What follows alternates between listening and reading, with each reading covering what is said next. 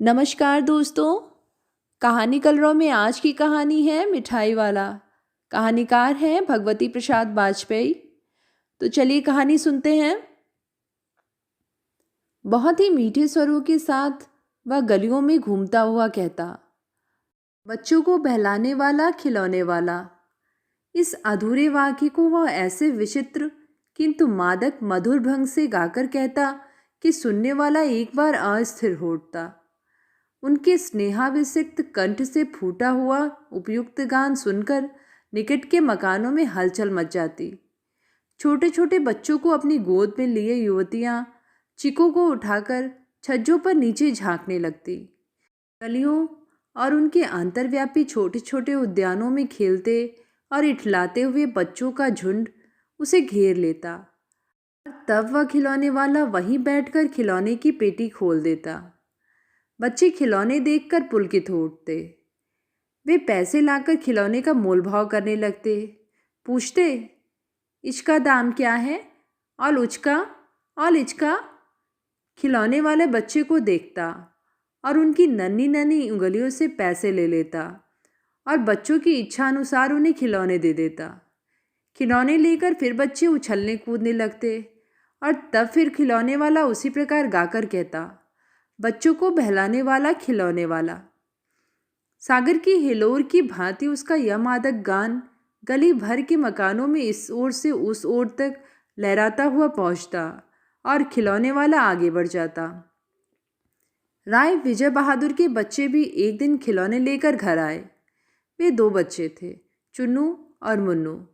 चुन्नू जब खिलौने ले आया तो बोला, मेला घोला कैसा छुंदल है। मुन्नू बोला, और देखो मेरा गोला भी कैसा छुंदल है। दोनों अपने हाथी घोड़े लेकर घर भर में उछलने लगे। इन बच्चों की माँ रोहिणी कुछ देर तक खड़े खड़े उनका खेल निरखती रही। अंत में दोनों बच्चों को बुलाकर उसने पूछा, अरे ओ चुन्नू मुन्नू, ये खिलौने तुमने कितने में लिए हैं? मुन्नू बोला, 2 पैसे में। खिलौने वाला दे गया है। रोहिणी सोचने लगी, इतने सस्ते कैसे दे गया है? कैसे दे गया है या तो वही जाने, लेकिन दे तो गया ही है, इतना तो निश्चय है। एक जरा सी बात ठहरी। रोहिणी अपने काम में लग गई। फिर कभी उसे इस विचार पर सोचने की आवश्यकता नहीं महसूस हुई। क्या आवश्यकता हो सकती थी भला? 6 महीने बाद नगर भर में 2-4 दिनों से एक मुरली वाले के आने का समाचार फैल गया। लोग कहने लगे, भाई वाह, मुरली बजाने में वह एक उस्ताद ही है। मुरली बजाकर गाना सुनाकर वह मुरली बेचता भी है, सो भी 2-2 पैसे में। भला इसमें उसे क्या मिलता होगा? मेहनत भी तो ना आती होगी। एक व्यक्ति ने पूछ लिया, कैसा है वह मुरली वाला? मैंने तो उसे नहीं देखा। उत्तर मिला, उम्र तो उसकी अभी अधिक ना होगी, यही 30-32 का होगा। दुबला पतला गोरा युवक है, बीकानेरी रंगीन साफा बांधता है। वही तो नहीं जो पहले खिलौने बेचता था? क्या वह पहले खिलौने भी बेचा करता था? हाँ, जो आकार प्रकार तुमने बतलाया उसी प्रकार का वह भी था। तो वही होगा, पर भाई है वह उस्ताद। प्रतिदिन इसी प्रकार उस मुरली वाले की चर्चा होती। प्रतिदिन नगर की प्रत्येक गली में उसका मादक मृदुल स्वर सुनाई पड़ता, बच्चों को बहलाने वाला, मुरली वाला, मुरली वाला। रोहिणी ने भी मुरली वाले का यह स्वर सुना। तुरंत ही उसे खिलौने वाले का स्मरण हो आया। उसने मन ही मन कहा, खिलौने वाला भी इसी तरह गा गा कर खिलौने बेचा करता था। रोहिणी उठकर अपने पति विजय बाबू के पास गई। जरा उस मुरली वाले को बुलाओ तो, चुन्नू मुन्नू के लिए ले लो। क्या पता वह फिर इधर आए ना आए। वे भी जान पड़ता है कि पार्क में खेलने निकल गए हैं। विजय बाबू एक समाचार पत्र पढ़ रहे थे। उसी तरह उसे लिए हुए वे दरवाजे पर आकर मुरली वाले से बोले, क्यों भाई, किस तरह देते हो मुरली? किसी की टोपी गली में गिर पड़ी, किसी का जूता पार्क में ही छूट गया, किसी का पाजामा ही ढीला होकर लटक गया। इस तरह दौड़ते हाँफते हुए बच्चों का झुंड आ पहुंचा। एक स्वर से सब बोल उठे, हम भी लेंगे मुरली, हम भी लेंगे मुरली। मुरली वाला हर्ष गदगद हो उठा। बोला, देंगे भैया, लेकिन जरा रुको, ठहरो, एक एक को देने दो।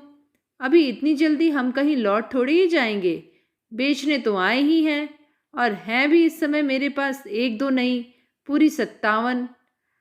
हाँ बाबूजी, क्या पूछा था आपने? कितने में दी?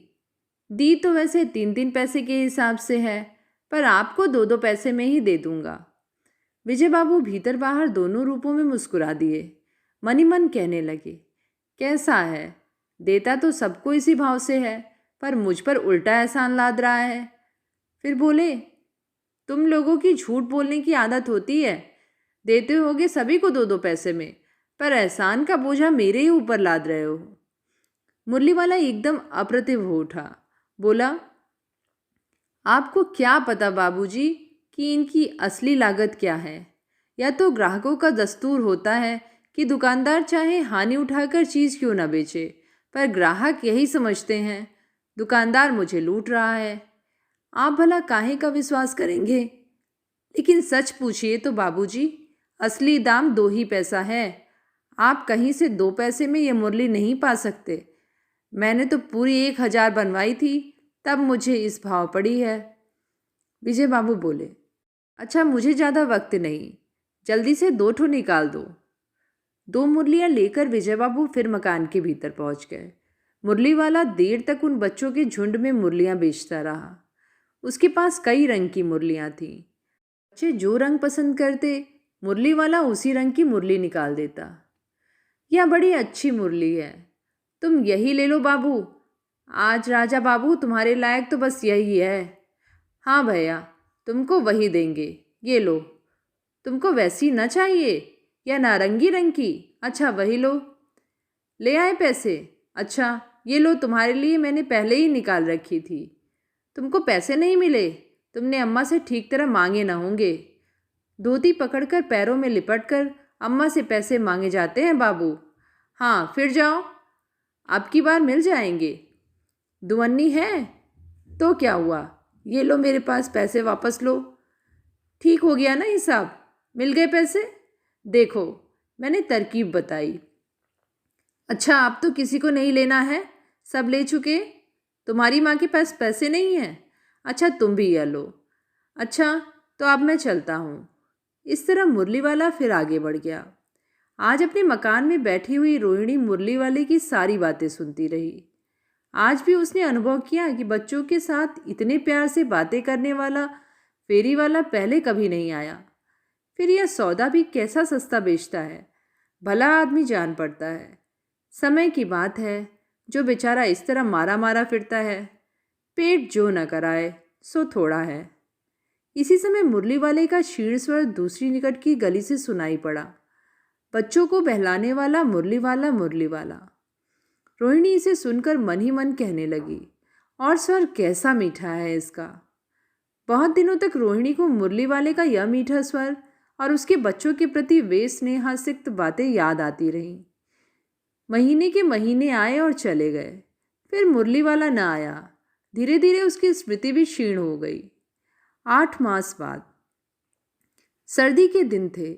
रोहिणी स्नान करके मकान की छत पर चढ़कर आजानुलंबित केश राशि सुखा रही थी। इसी समय नीचे की गली में सुनाई पड़ा, बच्चों को बहलाने वाला मिठाई वाला। मिठाई वाले का स्वर उसके लिए परिचित था। झट से रोहिणी नीचे उतर आई। उस समय उसके पति मकान में नहीं थे। हाँ, उसकी वृद्धा दादी थी। रोहिणी उनके निकट आकर बोली, दादी, चुन्नू मुन्नी के लिए मिठाई लेनी है। मिठाई वाला आया है, जरा कमरे में चलकर ठहराओ। मैं उधर कैसे जाऊं, कोई आता ना हो। जरा हटकर मैं भी चिक्की ओट में बैठ रहूंगी। दादी उठकर कमरे में आकर बोली, ऐ मिठाई वाला, इधर आना। मिठाई वाला निकट आ गया। बोला, कितनी मिठाई दूँ माँ? ये नए तरह की मिठाइयाँ हैं, रंग बिरंगी, कुछ कुछ खट्टी, कुछ कुछ मीठी, जायकेदार, बड़ी देर तक मुंह में टिकती हैं, जल्दी नहीं घुलती। बच्चे बड़े चाव से चूसते हैं। इन गुणों के सिवा ये खांसी भी दूर करती है। कितनी दूँ? चपटी, गोल, पहलदार गोलियां हैं। पैसे की 16 देता हूँ। दादी बोली, 16 तो बहुत कम होती हैं, भला 25 तो देते। मिठाई वाला, नहीं दादी, अधिक नहीं दे सकता, इतना भी देता हूँ या अब मैं तुम्हें क्या। खैर, मैं अधिक ना दे सकूँगा। रोहिणी दादी के पास ही थी, बोली, दादी फिर भी काफ़ी सस्ती दे रहा है, 4 पैसे की ले लो या पैसे रहे। मिठाई वाला मिठाइयाँ गिनने लगा। तो 4 की दे दो। अच्छा, 25 नहीं सही 20 ही दो। अरे हाँ, मैं बूढ़ी हुई, मोल भाव मुझे ज़्यादा करना आता भी नहीं। कहते हुए दादी के पोपले मुंह से जरा सी मुस्कुराहट फूट पड़ी। रोहिणी ने दादी से कहा, दादी इससे पूछो, तुम इस शहर में और भी कभी आए थे या पहली बार आए हो? यहाँ के निवासी तो तुम हो नहीं। दादी ने इस कथन को दोहराने की चेष्टा की ही थी कि मिठाई वाले ने उत्तर दिया, पहली बार नहीं, और भी कई बार आ चुका हूँ। रोहिणी चिक्की आर्ट से ही बोली, यही मिठाई बेचते हुए आए थे या और कोई चीज़ लेकर? मिठाई वाला हर्ष, संशय और विस्मय आदि भावों से डूब कर बोला, इससे पहले मुरली लेकर आया था और उससे भी पहले खिलौने लेकर। रोहिणी का अनुमान ठीक निकला। अब तो वह उससे और भी कुछ बातें पूछने के लिए अस्थिर हो उठी। वह बोली, इन व्यवसायों में भला तुम्हें क्या मिलता होगा? वह बोला, मिलता भला क्या है, यही खाने भर को मिल जाता है, कभी नहीं भी मिलता है, पर हाँ, संतोष, धीरज और कभी कभी असीम सुख जरूर मिलता है, और यही मैं चाहता भी हूँ। सो कैसे, वह भी बताओ। अब व्यर्थ उन बातों की क्यों चर्चा करूं, उन्हें आप जाने ही दें। उन बातों को सुनकर आपको दुखी होगा। तब इतना बताया है तो और भी बता दो, मैं बहुत उत्सुक हूँ, तुम्हारा हर्जा ना होगा। आई मैं और भी कुछ ले लूँगी। अतिशय गंभीरता के साथ मिठाई वाले ने कहा, मैं भी अपने नगर का एक प्रतिष्ठित आदमी था। मकान, व्यवसाय, गाड़ी घोड़े, नौकर चाकर, सभी कुछ था। स्त्री थी, छोटे छोटे बच्चे भी थे। मेरा वह सोने का संसार था। बाहर संपत्ति का वैभव था, भीतर सांसारिक सुख। स्त्री सुंदर थी, मेरी प्राण थी। बच्चे ऐसे सुंदर थे जैसे लीला। अब कोई नहीं है। दादी प्राण निकाले पर नहीं निकले, इसीलिए अपने उन बच्चों की खोज में निकला हूँ। वे सब अंत में होंगे तो यहीं कहीं, आखिर कहीं ना कहीं तो जन्मे ही होंगे। उस तरह रहता, घुल घुल कर मरता, इस तरह सुख संतोष के साथ मरूंगा। इस तरह के जीवन में कभी कभी अपने उन बच्चों की एक झलक सी मिल जाती है। ऐसा जान पड़ता है जैसे वे इन्हीं में उछल उछल कर हंस खेल रहे हैं। पैसों की कमी थोड़ी ही है, अपनी दया से पैसे तो काफ़ी हैं। जो नहीं है, इस तरह उसी को पा जाता हूँ। रोहिणी ने अब मिठाई वाले की ओर देखा। उसकी आंखें आंसुओं से तर हैं। इसी समय चुन्नू मुन्नू आ गए। रोहिणी से लिपटकर उनका आंचल पकड़कर बोले, अम्मा मिठाई।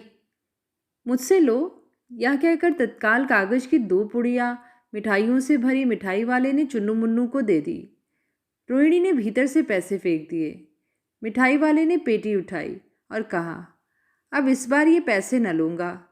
दादी बोली, अरे अरे, ना ना, अपने पैसे लिए जा भाई। तब तक आगे फिर सुनाई पड़ा, उसी प्रकार मादक मृदुल स्वर में, बच्चों को बहलाने वाला मिठाई वाला, मिठाई वाला। तो ये थी कहानी मिठाई वाली। कहानी आप सबको कैसी लगी नीचे कमेंट में लिख के ज़रूर बताइएगा। आगे भी ऐसी ही कहानियाँ सुनते रहने के लिए चैनल को सब्सक्राइब, लाइक और शेयर करिएगा। धन्यवाद।